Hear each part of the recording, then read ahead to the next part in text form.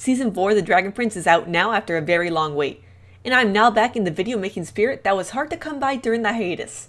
However, just because there were not new episodes of The Dragon Prince airing, it did not mean that we did not get any new lore. No, far from it. This is Star Touch Elf HAILEY coming to you live from the stars above Xadia, and today I'm going to talk about everything we know about Aaravos that I have not yet covered. I have made 2 other videos about him before, so check them out if you wish before watching this one. My channel has a lot of other Dragon Prince videos coming, so make sure to subscribe to get notified whenever we make more. Such as our upcoming livestream Q&A with the cast of The Dragon Prince on November 26th at 1 PM Pacific Standard Time. To celebrate the stream, we are selling autographed prints from your favorite voice actors. You can pick out the art you love the most, get your favorite voice actor to sign it, and even watch them do it live on their stream.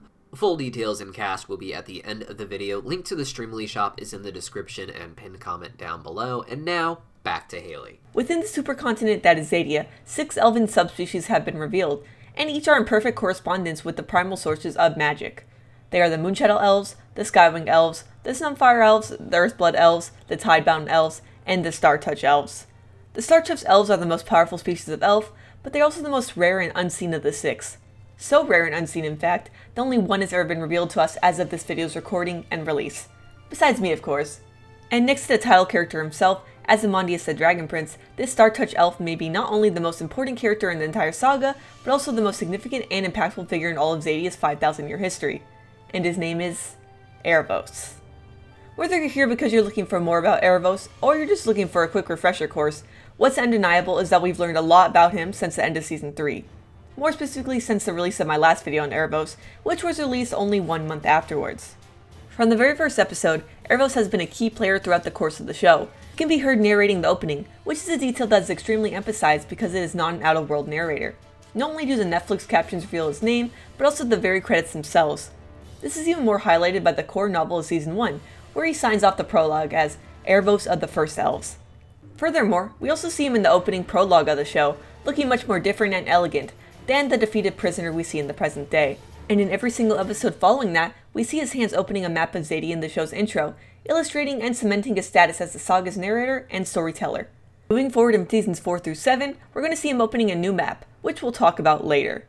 The most the show ever gave us until recently about Aaravos was from Harrow's final words to Callum in the form of a goodbye letter in Season 2, where it's revealed that he's an archmage who mastered all 6 primal sources, and was in possession of a cube, or his key, that unlocks a great source of power in Xadia, now in Callum's hands alongside the mirror to see him. Additionally, Season 3 gave us more about the Mystery Wizard, including confirmation that it was Avazandum, also known as Thunder, who had Aaravos imprisoned, and Aaravos unsurprisingly held a grudge ever since.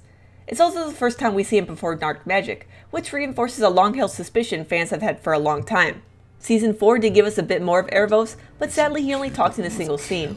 But what an amazing scene that was. The failed son.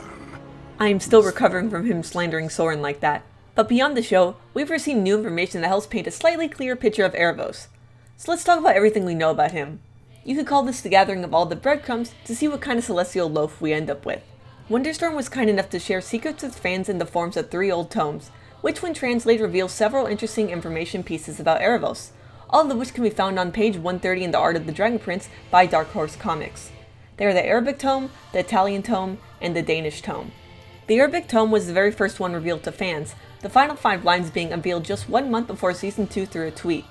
Also, a little fun fact, under that same tweet, co-creator Aaron Ehas commented that most of it will make sense in Season 6. While this may easily be dismissed as a joke, it might actually have some weight, considering Book 6 may very well be the Season of the Stars. A full translation was posted on the show's official website in anticipation of Wonderstorm's event as part of Netflix Geek Week 2022. This poem is called Midnight Star, and it tells the story of the first ever humans, specifically Alarion in the first age of Xadia, when it was just a settlement and not yet a great white city. Without primal magic or dark magic of any kind, the humans of Alarion suffered and struggled to survive, in threat of death without protection from the chilling winter night or the fiery might of the hungry dragons. They begged the Star Touch Elves to help them and save them, but the Star Touch Elves ignored their cries and pleas, leaving them to perish in anguish and agony. Only one Star Touch Elf had reached out from the heavens to help and save humans, and his name was Aaravos. He gave them night black flame, and his touch was a blaze, a gift, a spark. Alarion spread deep and far, having their might sparked by Aaravos, and described as a black-eyed child, which between that and dark fire seemed indicative of dark magic. While initially this does seem contradictory to Zyard being the first ever dark mage, perhaps what happened is that Aaravos simply bestowed upon humans dark magic, just a touch of it, without having taught them yet how to properly utilize the practice.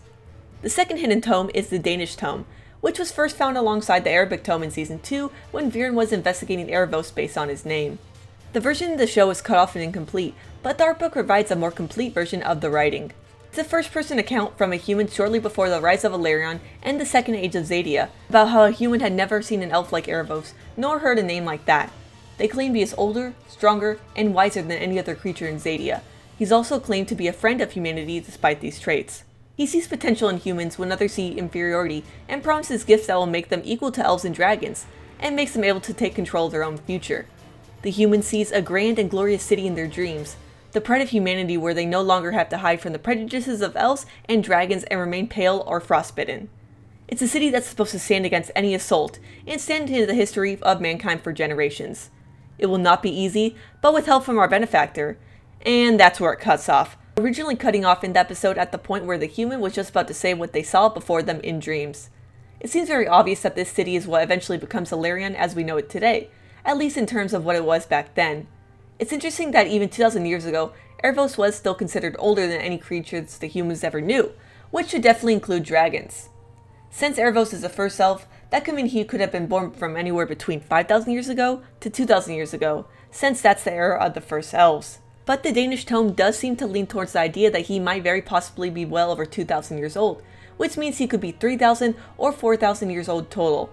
While he did save the very first humans, first could potentially mean humans at any point during the First Age of Xadia, which lasted around 3,000 years before a series of events sprang the Second Age and eventual rise of Valerian into being. Tragically, while Valerian does stand for 1,000 years, it is implied in the lore that there was a successful siege of some kind from the elves and dragons, resulting in the fall and loss of the city for humanity. What's interesting to note is that this account seems to imply that Aaravos led to the eventual creation of Valerian, because in the core novel Book 1 Moon and Tales of Xadia, we are led to believe that it was the unicorns, specifically one named Leola in particular, giving the humans primal stones that led to Valerian. So was it Leola or Aaravos that led to Valerian? The only sort of possible interaction that's hinted at is how the first elves, aka Star-Touched elves, warned unicorns not to give any primal magic to humans. Was Aaravos included among these first elves? Did he aid Leola in any way, or did they help humans separately? It seems that both Aaravos and Leola have some common ground to stand on, in the sense that they were the only respective members of their star primal races to take interest in helping humans out of their plight.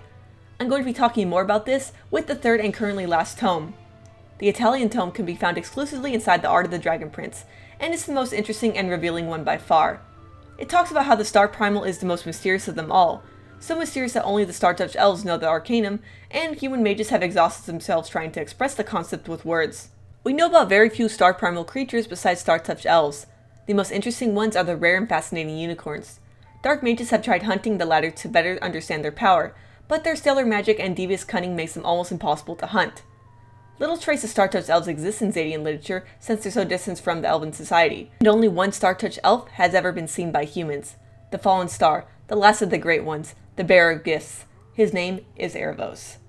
Words mentioning his name have been cut short since the time of the Great Schism, although there are disagreements about his role in historical events. Some describe him as benevolent, an ally of humanity, giving power to those who need it most. Others portray him as... and then it cuts off. Pretty suspicious, right? It's worth noting that other star primal creatures do exist. Tales of Xadia has two kinds of star dragons, star devourer dragons, and void dragons. Also cuddle monkeys and star weaver spiders, among smaller critters.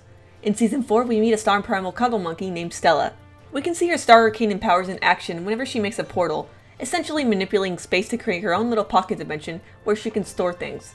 It has come in handy so far, but she does seem to be storing things that the others do not know about. Interestingly enough, Aaravos' map of constellations includes a child Aaravos, a unicorn, a star devourer dragon, and a cuddle monkey. Hopefully we'll learn more about all these soon. It also seems like while Star-Touched elves didn't interact with humans at all, outside of Aaravos, it seems to imply that they had at least some encounters with other elves and dragons. This tome is also interesting as it finally acknowledges the Lucifer side of Aaravos. What I mean by that is how the creators often cite Lucifer and Prometheus as the two biggest aspects of that character, mainly for their mythological roles in humanity, and the circumstances based around their decision for humanity. Prometheus gave the forbidden fire of the gods to humanity because he took pity on them. his own creation even in some versions of the myth, when they were helpless and suffering. But for this transgression, Prometheus was punished by the gods, destined to be imprisoned until eventually Hercules had set him free. Lucifer, on the other hand, led Adam and Eve to the forbidden fruit of knowledge, because he had sinister plans and intentions for humanity.